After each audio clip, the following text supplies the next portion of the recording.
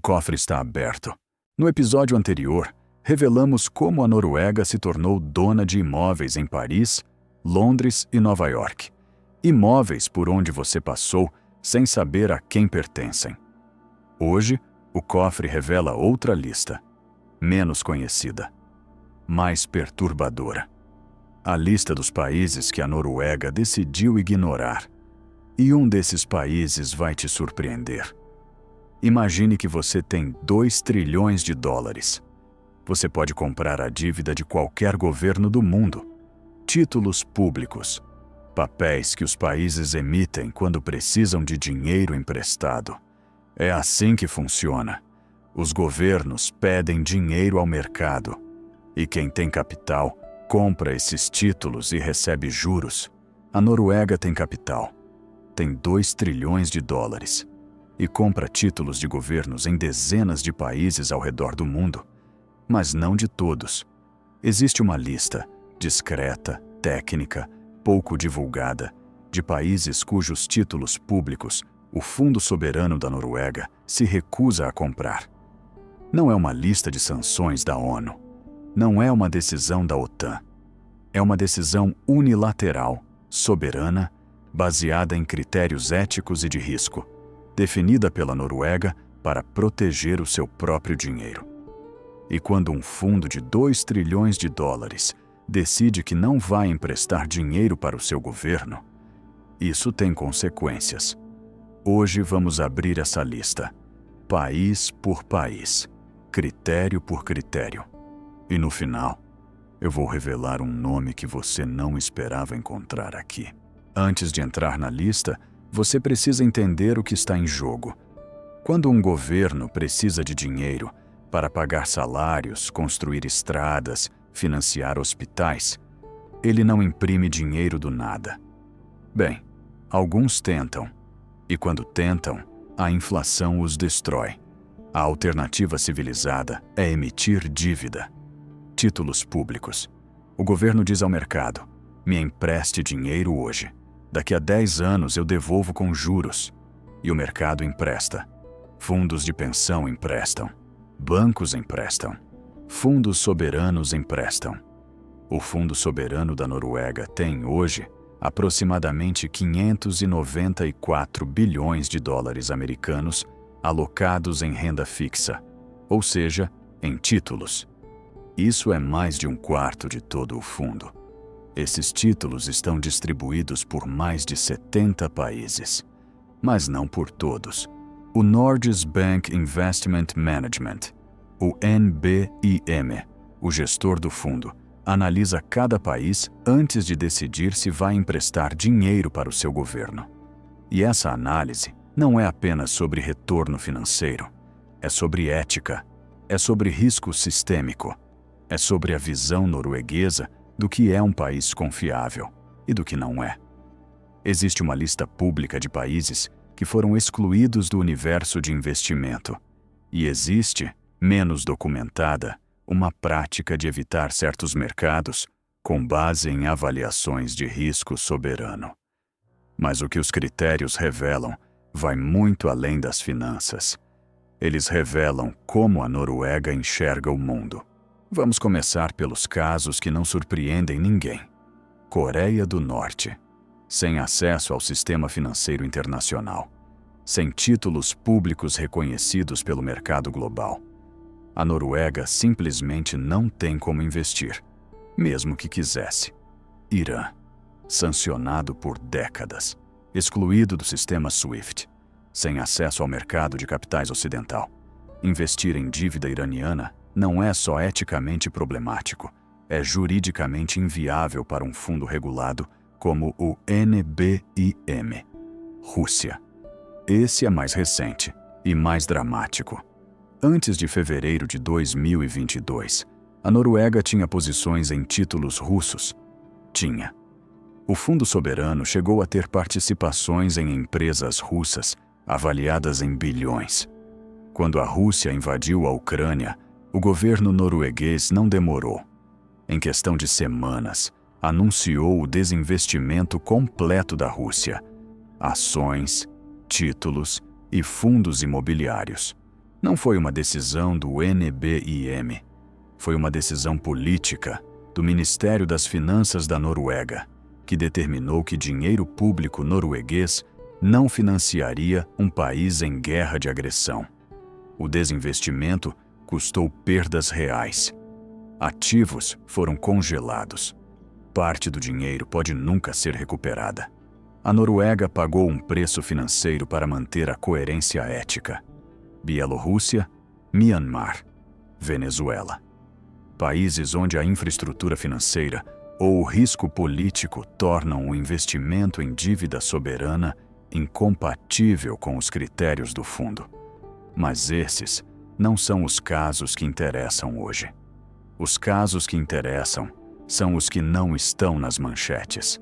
Os países que a Noruega evita, não porque foram sancionados, mas porque passaram por uma avaliação interna e foram considerados insuficientes. E é aqui que a lista começa a ficar perturbadora. O NBIM não publica uma lista negra de países. Não é assim que funciona. O que existe é um conjunto de critérios, alguns transparentes, outros implícitos, que determinam se um país entra ou não no universo de investimento em renda fixa. Critério 1. Governança e Estado de Direito.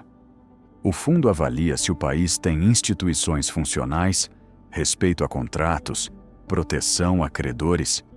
Se um governo pode simplesmente decidir não pagar sua dívida ou mudar as regras no meio do jogo, o risco não compensa.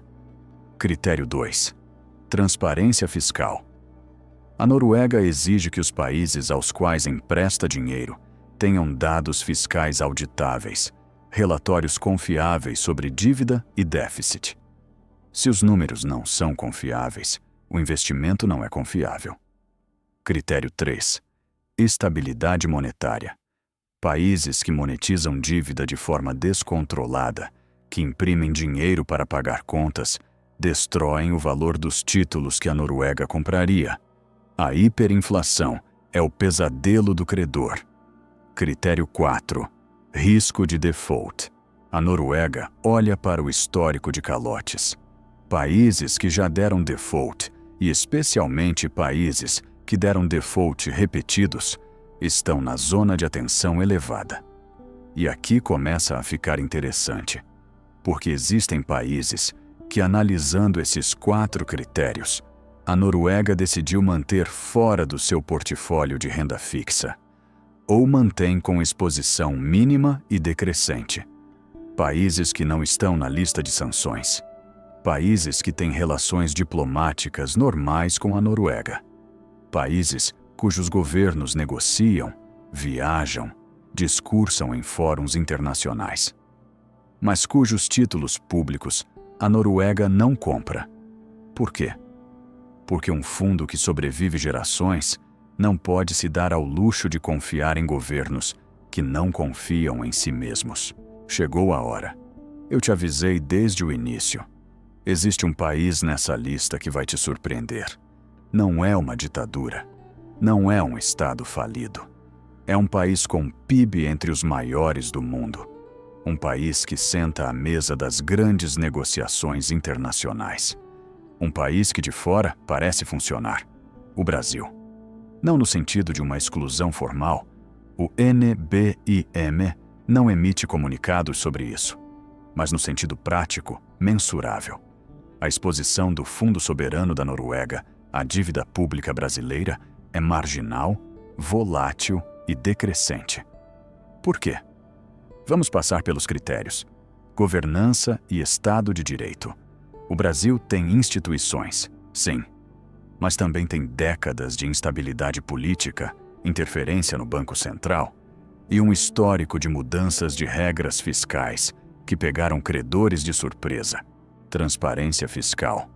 O Brasil produz dados, mas o nível de complexidade do sistema tributário brasileiro, o mais complexo do mundo em número de horas para pagamento de impostos, cria opacidade estrutural que dificulta avaliações de longo prazo. Estabilidade monetária. O Brasil teve hiperinflação, O Plano Real controlou isso em 1994, há mais de 30 anos. Mas a memória dos mercados é longa. E a inflação brasileira ainda oscila de forma que preocupa gestores de fundos conservadores. Risco de default. O Brasil não deu calote na dívida externa recente, mas deu calote histórico. E a trajetória da dívida pública como percentual do PIB, crescente, com teto de gastos sob pressão, acende alertas em modelos de risco de longo prazo. E então você entende, a Noruega não baniu o Brasil, não emitiu um comunicado, não fez uma declaração diplomática. Ela simplesmente olhou para os critérios, os mesmos critérios que aplica a qualquer país do mundo, e decidiu que o risco não justifica a exposição. 2 trilhões de dólares constroem o futuro de gerações. E esse tipo de dinheiro não aceita apostas. Isso não é uma acusação ao Brasil. Não é uma condenação. É um espelho. Quando o maior fundo soberano do mundo analisa o seu país e decide não financiar o seu governo, isso diz algo. Não sobre a Noruega, sobre o Brasil. A Noruega encontrou petróleo em 1969. O Brasil encontrou o pré-sal em 2006. O petróleo norueguês foi para um cofre que hoje vale 2 trilhões. O petróleo brasileiro foi para onde? Essa é a pergunta que nenhum político brasileiro quer responder em voz alta. A diferença não é de recursos, é de escolhas. A Noruega escolheu poupar quando poderia gastar. Escolheu critérios quando poderia ignorar. Escolheu transparência quando poderia optar pela opacidade. E hoje, quando a Noruega avalia outros países para decidir onde colocar seu dinheiro, ela usa os mesmos princípios que usou para construir o próprio cofre. Princípios que o Brasil e tantos outros países ainda não internalizaram. O cofre da Noruega não financia governos que não se financiam com responsabilidade. E essa é, talvez, a lição mais dura deste episódio. Não é sobre a Noruega recusar o Brasil. É sobre o Brasil ainda não ser o país que a Noruega poderia aceitar. Nos próximos episódios, vamos continuar abrindo o cofre, dado por dado, decisão por decisão. No próximo episódio, vamos revelar algo que poucos brasileiros sabem. Como o Fundo Soberano da Noruega reage quando o mercado entra em colapso, e o que ele fez nas crises de 2008 e 2020, que chocou o mundo das finanças. Enquanto outros fundos vendiam em pânico, a Noruega fez o oposto. O que ela fez? Isso fica para o próximo episódio. O cofre fecha aqui.